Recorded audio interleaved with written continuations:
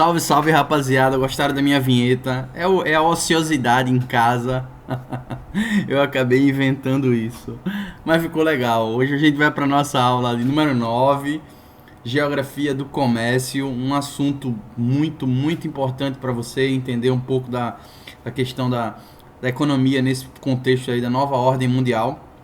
E eu começo mostrando para vocês aqui algumas reportagens que eu escolhi aí durante esse período de montagem da aula. Eu acho que vocês já acompanharam aí na TV, né? Ó, carga chinesa com 600 respiradores artificiais foi retida nos Estados Unidos e não seria enviado ao Brasil. Foram respiradores que foram comprados por governadores de estados nordestinos, de empresas da China, só que o avião parou para fazer uma escala nos Estados Unidos e, resultado, houve um cancelamento unilateral por parte da empresa chinesa que cancelou o lote.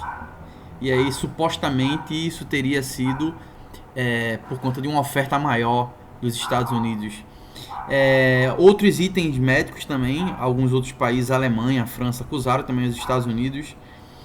Aqui também a Argentina, por exemplo, uma empresa argentina vendeu respiradores ao Brasil e o governo argentino confiscou, cancelou o pedido. Outro lance que eu peguei aqui, ó, Trump exige que a GM, Ford, montadores de carro passem a produzirem respiradores. Aquela lei ligada à guerra. E aí a gente para pensar assim, nesse contexto do comércio mundial, em que a gente estava falando de neoliberalismo, baixa ou mínima intervenção estatal na economia, essa a filosofia aplicada após esse contexto aí da nova ordem mundial.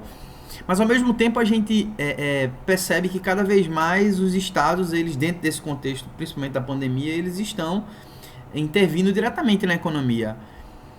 E obviamente que um dos pontos mais fortes dentro dessas intervenções é em cima do comércio, que é exatamente o assunto da aula de hoje.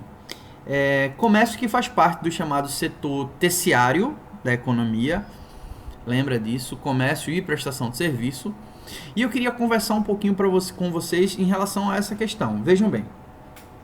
Durante o final da Segunda Guerra Mundial, já entrando aí no contexto da Guerra Fria, na época, assim, o único organismo que existia, basicamente, entre os países desenvolvidos que controlavam o comércio naquele período, era esse antigo GATT, que era um acordo geral de tarifas e comércio, criado ali durante o final da década de 40. Que era mais para estabelecer alguns parâmetros em relação ao comércio exterior, comércio mundial. Lembra que dentro desse contexto também, muitos países estavam, principalmente na Europa, estavam arrasados nesse contexto pós-guerra, e uma das formas encontradas para superar esse período de crise, obviamente, porque imagine países arrasados por guerras, que a produção diminuiu bastante, imagine como estava o comércio. Então, uma das formas encontradas para superar esses problemas foi a formação dos blocos econômicos regionais, nesse processo de integração. A gente vai falar um pouco sobre isso. Mas o ponto assim chave para o comércio mundial internacional contemporâneo foi a partir da década de 90, já aí com o fim da Guerra Fria, o avanço do capitalismo, a grande influência de países que conseguiram se recuperar nesse contexto pós-guerra, alguns países europeus, o próprio Japão e os Estados Unidos, que mantiveram esse grande monopólio. E aí surgiu a Organização Mundial do Comércio. Lembra que eu falei dela na aula passada, quando a gente falou sobre a ONU, já que a OMC é um organismo que pertence aí à Organização das Nações Unidas. Se você não assistiu a aula passada, assista, tá, gente? É muito importante para você fazer esse link entre esses dois contextos. E aí a OMC, criada ali no Acordo de Marrakech, ela meio que surge com a proposta de regulamentar o comércio mundial. Organizar formas de que esse comércio possa ser realizado dentro dos princípios legais do capitalismo. Então é esse meio que o contexto que surge a OMC.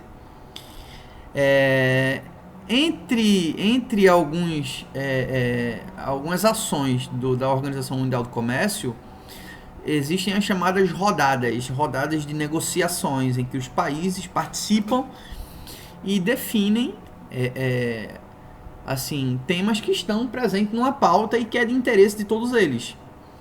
Obviamente que eu não vou citar todas as rodadas, mas assim, a mais relevante, eu até citei inclusive na aula passada, foi a chamada rodada Doha, em 2001, em que participaram 149 países.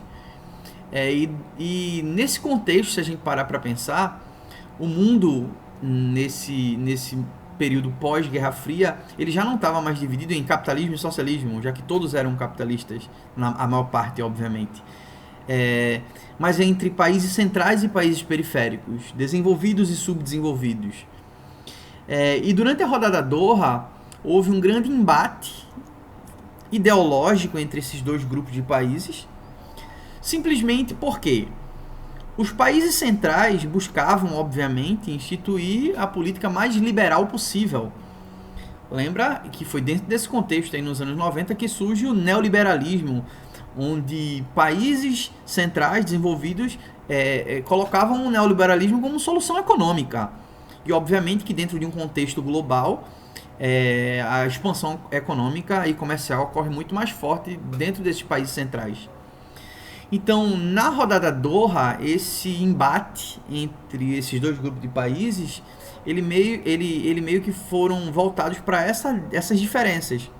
Os países centrais, e aí salvo eu coloquei Estados Unidos, Japão e União Europeia, representando 3 grandes grupos desse contexto aí da nova ordem mundial, eles buscavam reduzir o protecionismo econômico, ou seja, a redução de barreiras alfandegárias, redução de empecilhos e de burocracia, porque obviamente eles queriam que os seus produtos eles chegassem no mundo, chegassem até a mim, chegassem até você.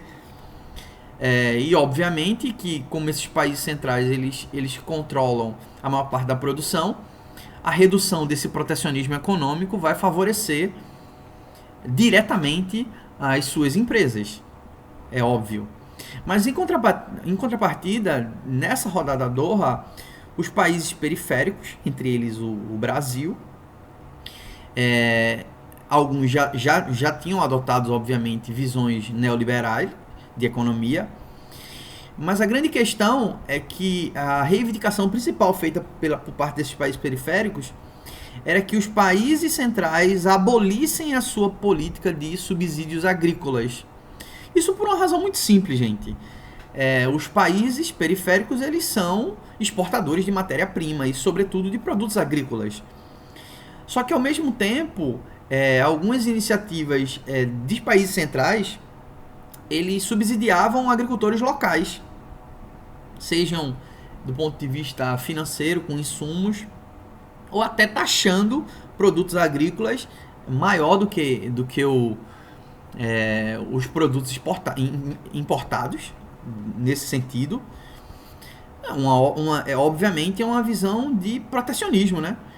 Então, na medida que o Japão, por exemplo, favorece com subsídio ao agricultor japonês, ele fortalece a agricultura do país, óbvio, que massa, arretado, né? É uma visão de diminuir a questão da fome, garantir a segurança alimentar, vamos pensar assim. Mas, em contrapartida, os países subdesenvolvidos, eles são exportadores de produtos agrícolas. E aí, ao mesmo tempo, essa competitividade, essa concorrência, ela acaba encontrando barreiras nesse protecionismo. Então, esse grande embate, ele nunca se chegou a um consenso. Então, essa rodada Doha ela era prevista para ser rápida, mas ela se estende até os dias atuais, e esse é o grande entrave entre o comércio assim, mundial. Um outro ponto importante é que dentro desse contexto da Segunda Guerra, após a Segunda Guerra Mundial, e nesse contexto da nova ordem mundial, surgiram os chamados blocos econômicos, e essa imagem ela é perfeita, velho. Eu, quando a vi pela primeira vez, eu disse, cara, ela resume muito bem essa temática. Então, o que são esses blocos econômicos? O que você está vendo aqui são grupos. Então, imagine que cada latinha dessa aqui fosse um país de uma determinada região e elas buscam estar juntas por uma razão muito simples. Superar qualquer entrave, qualquer problema econômico entre eles. Então, os blocos econômicos são organismos formais. Formais por quê? Porque eles possuem estatuto, eles possuem regras para entrar, regras para sair. Eles foram formalizados. E é um grupo que busca esse processo de integração, seja econômico, seja social, seja ambiental, enfim, político. Então essa é a grande sacada de o que é um bloco econômico. Lembra que na aula passada a gente falou sobre os acrônomos. Os BRICS, os PIGs, isso não são blocos econômicos. Os BRIC não é um bloco econômico. Os BRICS são grupos de países que apresentam características semelhantes, mas não há um acordo formal com um estatuto, com regras a ser cumpridas entre eles. Diferente dos blocos econômicos que a gente vai citar aqui. Eu prometi para vocês que hoje eu ia fazer uma aula bem mais enxuta, pelo menos para não fazer 2 aulas. Então, dos principais blocos econômicos do mundo, eu vou falar dos 3 principais. União Europeia, Mercosul e o antigo NAFTA, ok? Os outros blocos, eles caem, assim, são bem raros de cair em vestibulares, e aí a gente vai tirando dúvida, resolvendo questões. Mas antes de falar de blocos econômicos, eu queria que vocês entendessem o seguinte. Existem diferentes formas desse processo de integração acontecer. E eu listei esses 5 pontos. Aqui, por exemplo, aqui está até em preto, zona de preferência tarifária. Isso não é muito aplicado em bloco, mas digamos, por isso que ele está em preto aqui, mas digamos que seja uma etapa importante antes da construção de um bloco. Como o próprio nome já diz, uma zona de preferência tarifária. É quando 2 ou mais países combinam entre si acordos que visam facilitar o comércio entre ambos, através da redução de tarifas alfandegárias. Então, um exemplo aí dessa zona de preferência tarifária é a ALAD, para quem não conhece, Associação Latino-Americana de Integração, que é formado por 13 países latino-americanos, o Brasil faz parte. Surgiu lá no Tratado de Montevidéu, nos anos 80, anterior ao próprio Mercosul. E entre eles há uma diferença tarifária entre os grupos de países. Países mais pobres recebem uma tarifa mais privilegiada, enfim. Então isso é um exemplo de zona de preferência tarifária. Mas entrando para formas de integração de bloco, eu vou citar para vocês esses 4. A chamada zona de livre comércio, o nome já diz, uma zona de livre comércio, ela é um acordo feito entre países de um mesmo bloco, onde não há impostos entre os produtos dos países membros. Então, isso interfere diretamente no comércio entre os países membros e não com membros de fora do grupo. Vocês vão entender o porquê eu estou dizendo isso. Então, por exemplo, o Mercosul, dentro do Mercosul tem uma zona de livre comércio. O Mercosul é mais do que uma zona de livre comércio. O Mercosul é uma união aduaneira. O NAFTA, o antigo NAFTA, o bloco da América do Norte, é literalmente uma zona de livre comércio. Ou seja, obviamente, não em todos os produtos, porque dentro do acordo eles estabelecem um grupo de produtos para fazerem para zerar esses impostos ou redução desses impostos, dessas barreiras. Então isso garante, por exemplo, que um azeite argentino chegue na prateleira. Vamos dar outro exemplo. Um vinho argentino chegue na prateleira do supermercado no Brasil com um preço competitivo ao vinho brasileiro. Isso garante que o carro produzido no Brasil consiga ser vendido no Uruguai por um preço extremamente competitivo, porque esse imposto de importação entre os países que assinam a zona de livre comércio, ele é anulado ou reduzido. Uma outra etapa desse processo de integração é a chamada união aduaneira. Vejam, quase que não sai. Uma união aduaneira, antes de qualquer coisa, é também uma zona de livre comércio. Ela acrescenta outra coisa. Por quê? Uma união aduaneira, além da zona de livre comércio, ela estabelece uma tarifa externa comum. O nome já diz, tarifa externa comum. Ou seja, essa TEC ela já está se referindo a países que não são membros do bloco. É o caso do Mercosul. Então, o comércio entre Brasil, Argentina, Uruguai e Paraguai tem uma zona de livre comércio entre eles, mas aí garante uma outra coisa. Se o Brasil quiser vender soja, vender carne para a China, e a Argentina também vender carne para a China vai pagar a mesma tarifa externa, para evitar que, baixando tarifa, você consiga alcançar o consumidor. Então, se o chinês ele quiser comprar carne brasileira, o imposto que ele vai pagar do Brasil será o mesmo que ele vai pagar da Argentina. Logo, ele escolha pela qualidade, ou escolha por alguma outra coisa, não pelo preço que será cobrado. Ok, gente? Essa é a chamada união aduaneira. Já o mercado comum, além de uma zona de livre comércio, além de uma tarifa externa comum, ele trata de liberdade econômica, no sentido, liberdade econômica e social, no sentido de liberar pessoas e serviços para atuarem dentro dos membros do bloco com a mínima de burocracia, vamos dizer assim.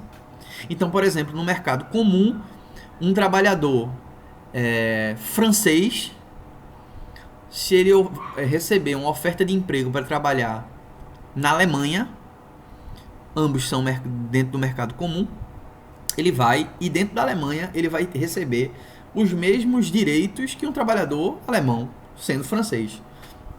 Essa é a ideia do mercado comum.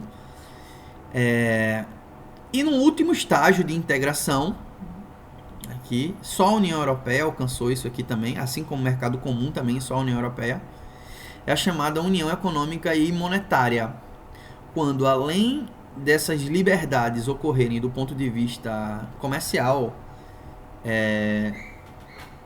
de pessoas e mercadorias, isso ocorre também na formação de uma zona econômica ligada a uma única moeda, nesse caso o euro, ok? Eu coloquei aqui um esboço aqui, eu quero que depois vocês tirem um print disso, tire aí um print, deixa eu tirar a setinha daqui, para vocês darem uma sacada na diferença entre eles, ok? Vamos falar diretamente agora dos principais blocos, começando, obviamente, pela União Europeia. Por que eu vou começar pela União Europeia? Porque simplesmente a primeira grande tentativa de integração econômica ocorreu lá, dentro da Europa. Perceba que entre o século XX, muita coisa aconteceu dentro da Europa no sentido de guerra e que provocou desestabilidade econômica. E, obviamente, esses problemas acabaram levando a surgirem iniciativas que buscassem um processo de integração entre os países do continente europeu. Lembrem-se que muitos países europeus eram inimigos um dos outros e depois se tornaram aliados. O primeiro grande processo de integração foi chamado de Benelux. Ele aconteceu durante a metade da década de 40. Foi uma espécie de zona de livre comércio entre Bélgica, Holanda, Netherlands, Países Baixos e Luxemburgo. Então, entre eles, o Benelux favoreceu o comércio entre os três países. Dentro desse mesmo princípio, baseado na proposta do Plano Schuman, lembra? Aquele ministro francês, foi fundado aqui em 51, na verdade, um ano depois, a chamada SECA, Comunidade Europeia do Carvão e do Aço, que era meio uma forma de gestão comunitária da energia e da matéria-prima dos países que integravam. Nesse caso, era Itália, França e Alemanha. Então, é uma forma dentro desse processo de integração. Então, eles fundaram. Qual era a principal proposta, gente? Então, pensa. Se França e Alemanha, que eram principais inimigos, estivessem juntos dentro de um processo de integração econômica ligado aí a uma zona de livre comércio entre carvão e do aço, ambos seriam beneficiados por isso. Obviamente, se ambos fossem beneficiados, eles não queriam jamais uma outra guerra. Seria mais ou menos essa a ideia. Obviamente, a gente está falando dentro desse contexto logo em seguida da Alemanha Ocidental. E aí, esses dois processos de integração evoluíram e formaram a chamada Comunidade Econômica Europeia, com a assinatura do Tratado de Roma, a chamada Europa dos Seis. Isso já deixou de ser uma zona de livre comércio e já passou a ser um mercado comum, evoluindo, obviamente, que não completo, ainda incompleto, em processo de formação. E assim a União Europeia ela foi crescendo. Vejam que dos países fundadores, a Europa dos Seis, França, Luxemburgo, Bélgica, Países Baixos, Alemanha e Itália. Pouco a pouco isso foi sendo, foram acrescendo outros países. Anos 70 entrou o Reino Unido, mais a Irlanda. Nos anos 80 entra a Grécia. Ainda nos anos 80, Portugal e Espanha ambos se livram aí de ditaduras, né? Francisco Franco e o salazarismo, e acabam ingressando também na Comunidade Econômica Europeia, e assim outros países foram entrando, assim, se candidatando, enfim, outros optaram, obviamente, por não entrarem dentro do contexto. E assim, chegamos aí em 2018, 2019, com 28 países. O último a ingressar foi a Croácia em 2013. Vejam que Suíça, Noruega, Islândia aqui em cima, eles não fazem parte da União Europeia, ou principalmente por opção. São países muito bem estruturados, muito bem organizados, e a população resolveu não fazer parte. Macedônia, Croácia, nesse mapa aqui está dizendo que a Croácia ainda estava em processo, um país candidato, mas ela já foi aceita. Turquia até hoje ainda não.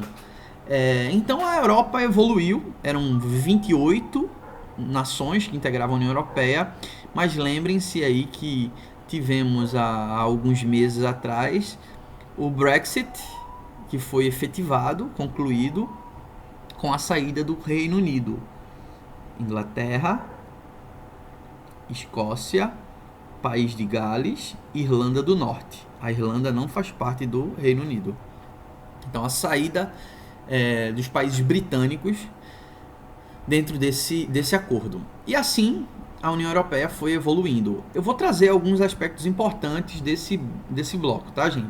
Primeiro, em 87, a assinatura aqui do chamado Ato Único Europeu, que era uma forma de facilitar o livre comércio entre os países integrantes nos próximos 6 anos, efetivando o mercado único.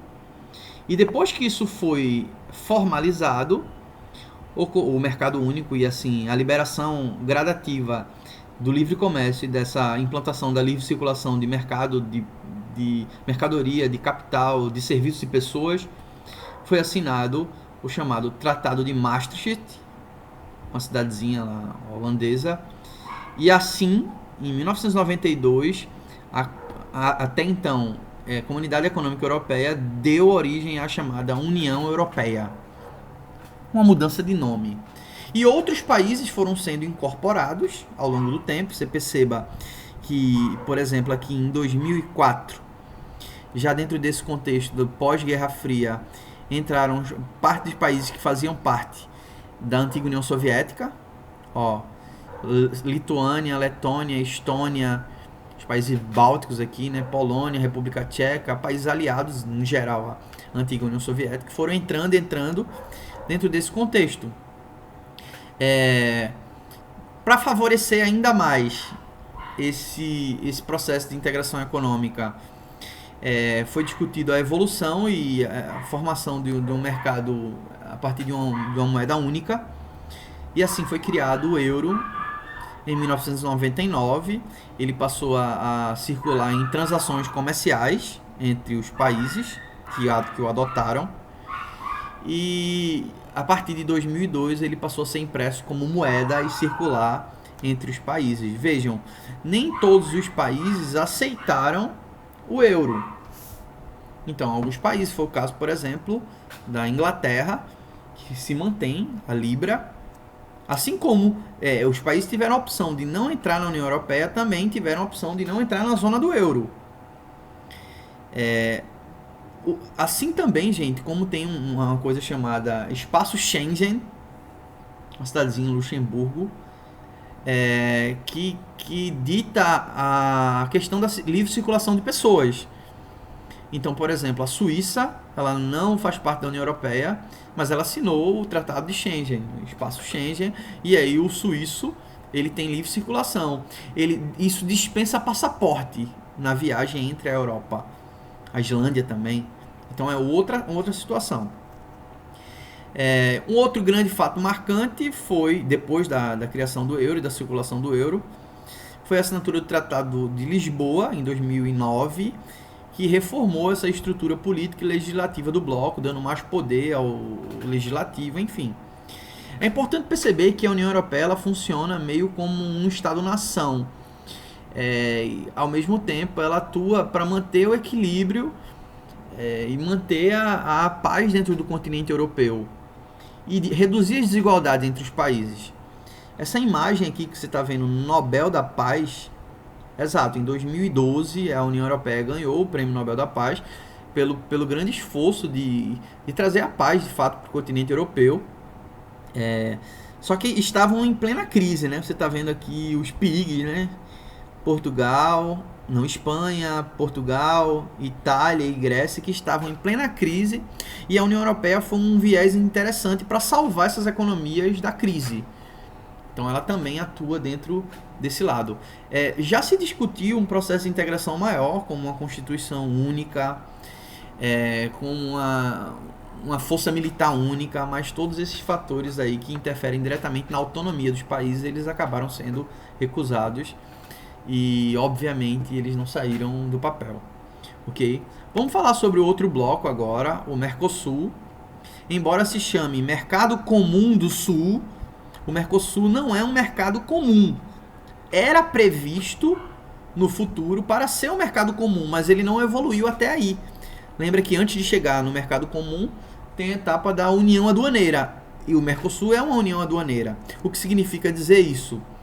Significa dizer que além da zona de livre comércio entre os países membros, ocorre aí a tarifa externa comum, ou seja, os países que querem negociar com o Brasil de fora, eles negociam antes de qualquer coisa com o Mercosul, tem uma tarifa específica. Mercosul que surgiu com o Tratado de Assunção, lá em 1991, era inicialmente uma zona de livre comércio. Em 94, com a declaração de Ouro Preto, criou bases para evoluir, para se transformar numa união aduaneira. E hoje é um bloco extremamente importante, se consolidou aí como uma resposta importante à criação da União Europeia e do antigo NAFTA. Então era esse contexto, tá? Perceba que se trata dos anos 90, anos da recuperação da crise dos anos 80 em boa parte desses países da América do Sul. Então era um contexto importante de implantação de ideologias neoliberais dentro do Brasil. Então tudo isso culminou para a criação do Mercosul. Algumas coisas importantes aqui, gente, que eu queria citar para vocês. Vejam. Por volta de 2006, a Venezuela, 2006, 2007, a Venezuela entrou com um pedido de para ser membro. Vocês sabem que os membros plenos criadores do bloco foram Brasil, Argentina, Paraguai e Uruguai. Esses 4 membros. Então a Venezuela entrou, esse pedido ele foi aceito em 2012. Mas temos um capítulo interessante aqui. Para ser aceito como membro, além de cumprir alguns aspectos importantes que o bloco exige, é necessário que os 4 membros, eles que têm poder de voto e veto, eles estejam de acordo. E nesse caso aqui, o Paraguai, gente, o Senado do Paraguai, ele tinha divergências políticas com a forma política e econômica da Venezuela, e eles não aceitavam a Venezuela como membro. Por isso que demorou tanto. A grande questão é que entre 2011 e 2012, o Paraguai, que era contra a Venezuela, ele sofreu uma espécie de golpe de Estado, e o presidente na época do Paraguai, Fernando Lugo, ele sofreu um impeachment meio questionado, e assim os membros do Mercosul aproveitaram esse contexto e suspenderam o Paraguai do Mercosul.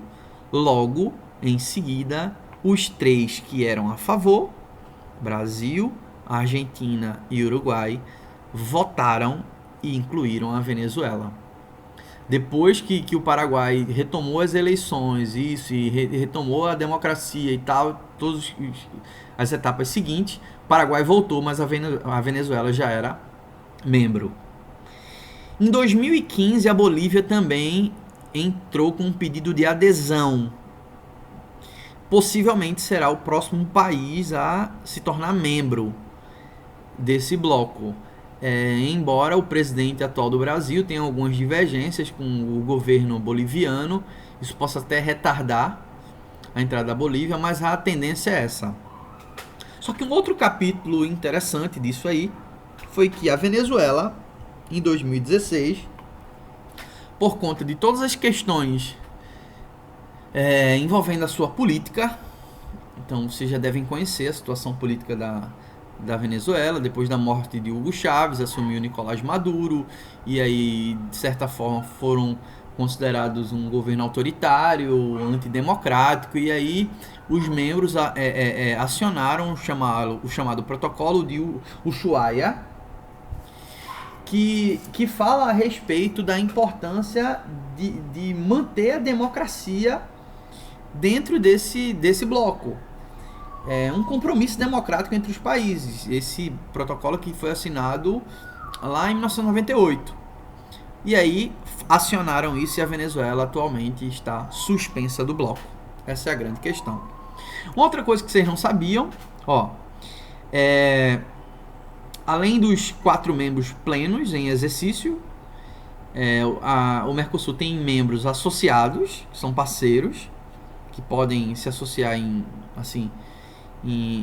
alguns acordos que o Mercosul ele traz. Como, por exemplo, vou dar um exemplo aqui. O Mercosul assinou, lá nos anos 90, uma proposta para facilitar a circulação de integrantes dos países membros. Então, por exemplo, se você quiser ir hoje para a Argentina, você não precisa de passaporte. O argentino não precisa de passaporte para vir para o Brasil. Apenas a identidade válida, atual, ela serve. Por exemplo, Ronaldinho Gaúcho foi pego com um passaporte paraguaio falso. A primeira pergunta que a gente deve se fazer é por que ele foi usar o passaporte se a identidade dele, só a identidade, serve para entrar no país. Se ele tiver com passaporte, também é um documento de identidade. Então, há uma determinada associação entre isso. Então, por exemplo, o Chile, ele não é membro pleno do Mercosul, mas ele aceitou isso e você entra no Chile com sua identidade. É um exemplo, ok? Há também membros observadores que participam das reuniões, mas eles não votam nem nada. México e a Nova Zelândia querendo estreitar um pouco o comércio com o outro lado do Pacífico. Um outro ponto que pode aparecer na prova do Enem esse ano é em relação ao acordo que foi fechado em 2019, ano passado. Na verdade, um acordo que já vinha se prolongando há muito tempo e que foi fechado entre os países que fazem parte do Mercosul e os países da União Europeia.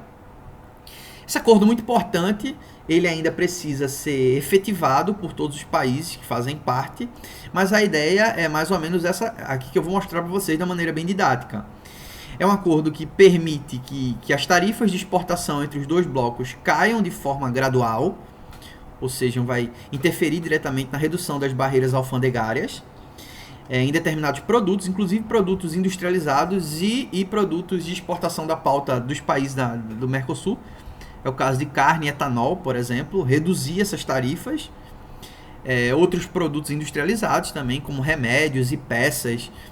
Então, dentro desse acordo, a partir da efetivação, em até 10 anos pode ser exportado sem taxa nenhuma.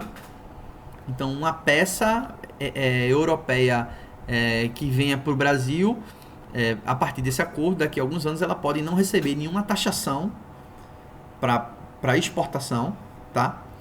Uma outra coisa importante é que esse acordo prevê que empresas, tanto da União Europeia quanto do Mercosul, possam participar de licitação nos dois blocos. Então vamos pensar assim, está ocorrendo vai ocorrer uma exploração de um minério em tal lugar no Uruguai. O governo abre uma licitação pública para explorar aquela área. Empresas do Mercosul podem participar, mas agora a partir desse acordo, empresas da União Europeia também vão poder participar, assim como as empresas brasileiras vão poder participar de licitação lá. Então, outros acordos aqui, o bloco também se comprometeu a implementar se manter lá no Acordo de Paris, que é aquele acordo para a questão das mudanças climáticas, e proteção de direitos trabalhistas. Então, algumas coisas importantes. E se a gente soma Mercosul com a União Europeia juntos, você tem aí 25% do PIB mundial, quase 800 milhões de habitantes. Então, literalmente, é um acordo assim muito, muito bom para ambas as partes. Óbvio que precisa ainda tratar de alguns aspectos particulares entre eles, para que isso possa entrar em vigor. Vamos falar agora do terceiro bloco, tá? Que é o antigo NAFTA, ou o atual NAFTA 2.0, que é o Acordo de Livre Comércio da América do Norte, que passou a se chamar, há 1 ano e meio, mais ou menos 2 anos, USMCA, Estados Unidos, México e Canadá Agreement, acordo entre Estados Unidos, México e Canadá. Vamos entender primeiro o que foi que aconteceu, por que motivou essa mudança. O NAFTA, que existia desde 1994.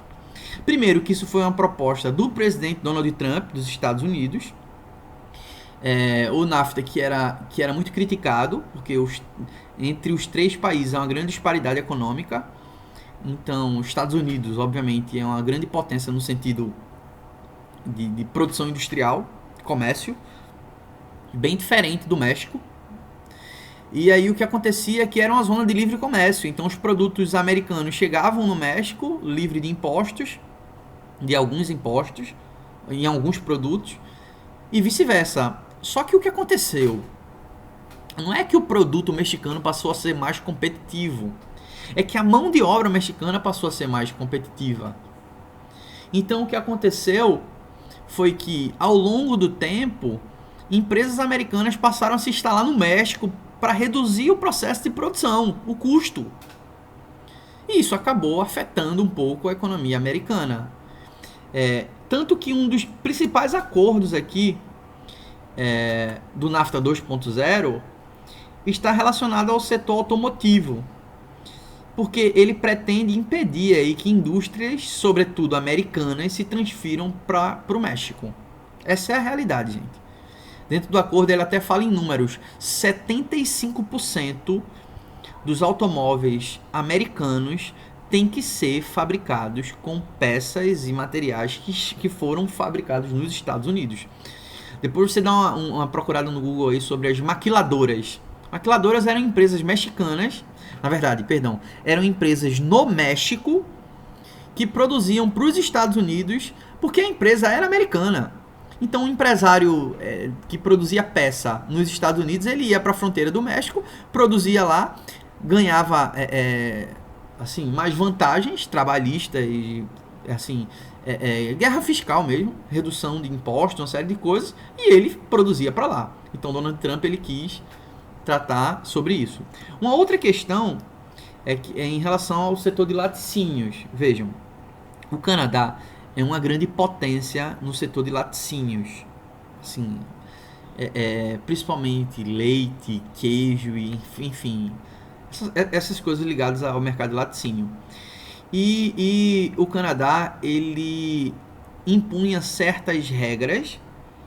Ele não liberava, não zerava todos os impostos em relação aos produtos que entravam no Paraguai, ó, que entravam no Canadá para concorrer com os produtos canadenses. Ou seja, ele criava certas barreiras para proteger o seu mercado de laticínio. Uma das propostas de Donald Trump com esse novo acordo é liberar esse protecionismo, para que os laticínios americanos entrem no Canadá e consiga ser competitivo. Rocha, isso é bom para o Canadá?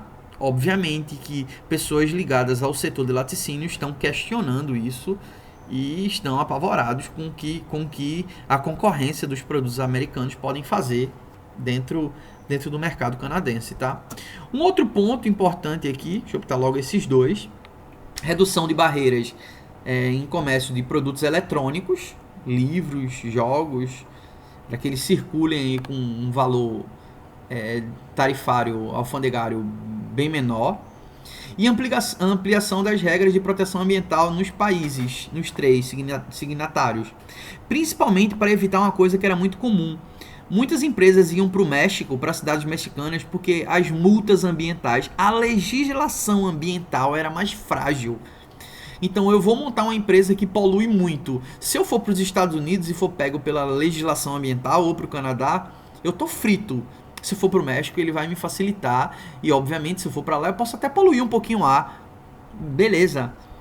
A lei ambiental é mais frágil. Isso é uma forma de atração econômica. Então isso aí meio que ficou proibido. E ele fala também sobre outras coisas também, tá, gente?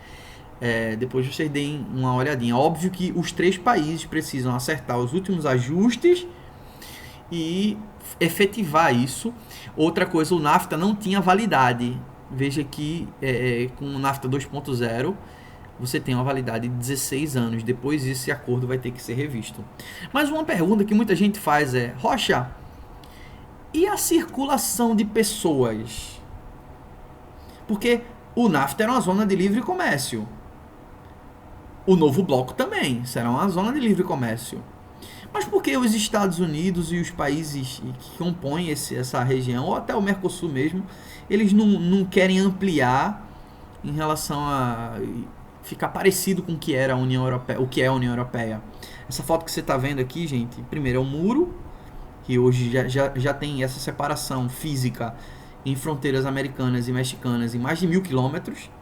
Isso foi uma ideia genial de um professor, artista também, que ele resolveu instalar gangorras entre a fronteira do México e Estados Unidos, só para fazer uma reflexão de que o que se faz de um lado reflete no outro. Obviamente que os Estados Unidos e Donald Trump ele não tem interesse na circulação de pessoas, gente. Entendam uma coisa de maneira bem clara: os produtos mexicanos são bem-vindos. Os mexicanos não. Essa é a ideia, principalmente. Então, óbvio que isso aqui não vai evoluir. Se você vai citar o Mercosul, será que um dia pode ser que o Mercosul adote uma livre circulação de pessoas e serviços? Tipo, um argentino ele vai poder trabalhar no Brasil com o direito de um brasileiro. Mais ou menos isso, porque já existe uma facilidade, né? Uma facilidade de estudar na Argentina, de estudar no Paraguai e vice-versa, de estudar no Brasil. Só que isso aqui envolve outros aspectos mais densos que que aí vai variar de governo para governo, enfim, eu prefiro nem comentar essa situação. O que acontece é o seguinte, gente, vamos ser bem claros, deixa eu até botar essa imagem, cuidado para vocês não se assustarem. O que acontece é que depois de 2008, a crise mundial, ela impactou, queira ou não queira, as grandes economias mundiais, Estados Unidos, Japão, União Europeia, isso houve impacto, de fato. Isso acelerou, por exemplo, o surgimento de movimentos nacionalistas, isso aumentou a questão de xenofobia, assim, movimentos ultra-radicais que surgiram meio que buscando algo que é exatamente o processo de desintegração.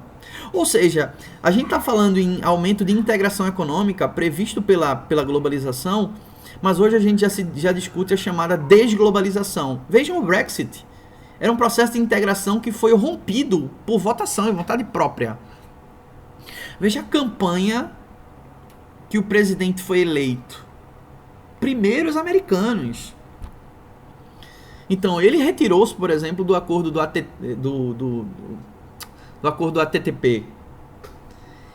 Retirou do acordo de Paris. Enfim, algumas situações restringiu, falou novamente em construção em ampliação da construção de muros, restringiu algumas nacionalidades.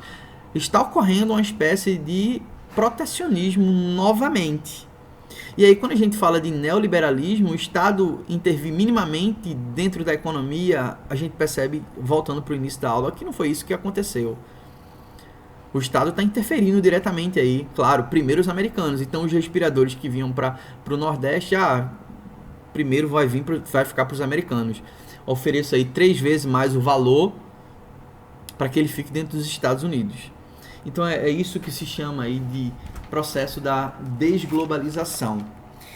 Existem alguns outros blocos econômicos, tá, mas que não dá tempo para a gente falar, como a SADC, que é a Comunidade para o Desenvolvimento da África Austral, fica lá no sul da África, a APEC, que é a Cooperação Econômica da Ásia e do Pacífico, um bloco importante. Alguns outros blocos aí secundários, existem vários, tá? Mas geralmente os vestibulares eles vão cobrar em cima desses 3, ok? Eu disse que ia ser mais resumido, mas pelo menos eu não vou gravar uma segunda parte, tá? Espero que você tenha entendido. Essa é a minha mensagem para você aí dentro desse contexto de quarentena. Sabemos o quanto é difícil ter essa disciplina para estudar em casa, mas quando a gente coloca o coração, sabendo que isso aqui é o que a gente mais deseja na vida, quando a gente põe fé, a oração que isso vai passar, e a gente age assim como vocês chegaram até aí, 48 minutos de aula e vocês conseguiram assistir, fizeram seu resumo e vão fazer exercício agora. E é isso que faz aí a gente conseguir conquistar os nossos objetivos. Então, um grande abraço. Se puder aí, tira um print dessa tela ou de alguma parte da aula e me marca e marca lá o curso. Espero que dê tudo certo na vida de vocês, tá? Um grande abraço, Rocha.